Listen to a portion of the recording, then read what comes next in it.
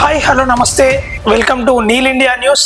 మనతో పాటు ఉన్నటువంటి స్పెషల్ గెస్ట్ తులా ఉమా గారు. మరి ముందుగా వెల్కమ్ చేద్దాం. నమస్తే అక్క. నమస్తే. ఎట్లా ఉంది అక్క అసలు మీ రాజకీయ రంగం? పోరాడుతున్నా ఇక్కడ కూడా. బీజేపీలోకి మళ్ళీ ఎందుకు వెళ్ళారు? అంటే వాస్తవంగా మీకు తెలుసు కదా, అంటే ఒక మహిళ కూడా రాజకీయాలు చెయ్యాలి అనే కాన్సెప్ట్ తోని మీరు వచ్చిర్రు అన్నట్టు. అంతే కదా. అంటే మన కోసం మనం రాజకీయం చేయడం కాకుండా పవర్ ని ప్రజలకు పనులు చేసేదిగా. మరి మీకు రమ్మని చెప్పారు, మీరు వెళ్ళారు, ఎమ్మెల్యే టికెట్ ఇస్తా అని కూడా మీతో చెప్పారు.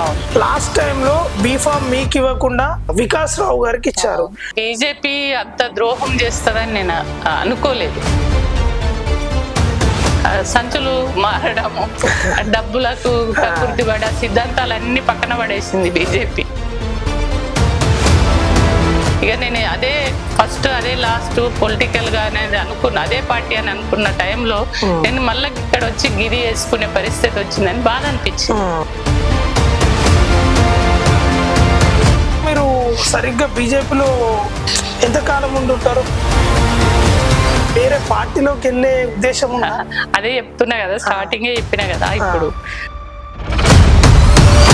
అయితే ఇంతకు ముందు మీరు నక్సలైట్ ఉద్యమంలో పనిచేశారు కదా, అంటే అందులో చేసినప్పుడు మీ అనుభవాలు ఏంటి?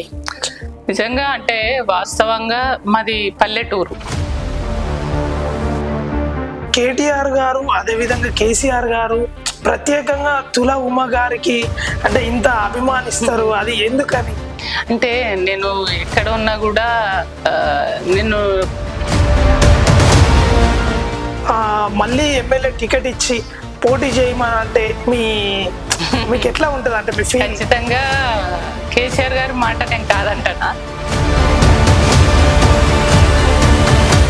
మీరు రాజకీయాల్లో ఉన్నారు అంటే ముందస్తు కోణాల్లో మీరు ఎట్లా ఎదుర్కోబోతారు అని?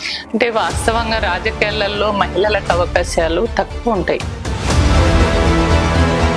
2013-14లో కేసీఆర్ గారిని కతలాపూర్ కు తీసుకొచ్చారు, అంటే మీరే రప్పించారు అని. అంటే అప్పుడు వాస్తవంగా తెలంగాణ ఉద్యమం తర్వాత తెలంగాణ రాష్ట్రం వచ్చినాక